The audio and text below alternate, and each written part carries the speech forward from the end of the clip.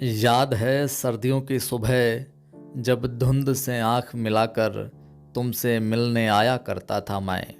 और तुम उनिंदी आंखों से मेट्रो की सीढ़ियों पर बाट जोहा करती थी मेरी।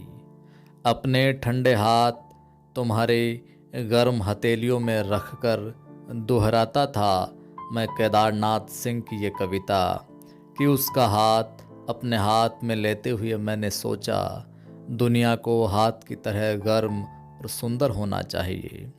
तुम लजाकर झटक देती थी मेरा हाथ और मेरे चश्मे के दोनों लेंस पर कन्नी उंगली से लिख देती थी अपने नाम के 2 अक्षर।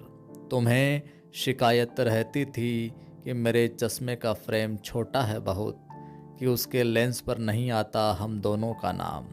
और इतना कहकर किसी पौधे की तरह झुक जाता था तुम्हारा सिर मेरे बाएं कंधे पर। एक रोज जब टूट गई थी मेरी कोल्हापुरी, तब उतार दी थी तुमने भी अपनी चप्पल और उड़ने लगी थी मेरे साथ हरी धूप पर। उस रोज आखिरी बार घास इतनी अधिक सब्ज हुई थी और तुम इतनी अधिक गुलाबी।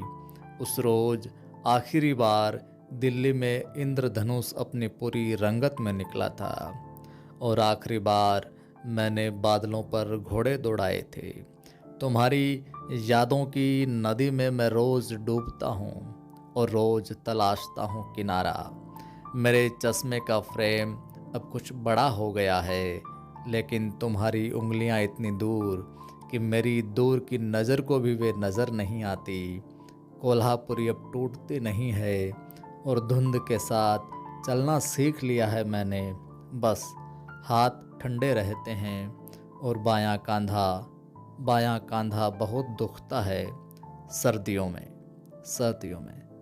आप सुन रहे थे आदि की आवाज़ और इस कमाल की कविता के जो रचनाकार हैं, क्रिएटर हैं, सृजनकर्ता हैं अंजुम शर्मा।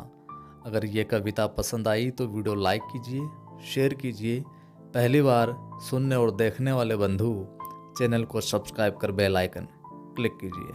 फिर मिलता हूँ किसी और कविता के साथ।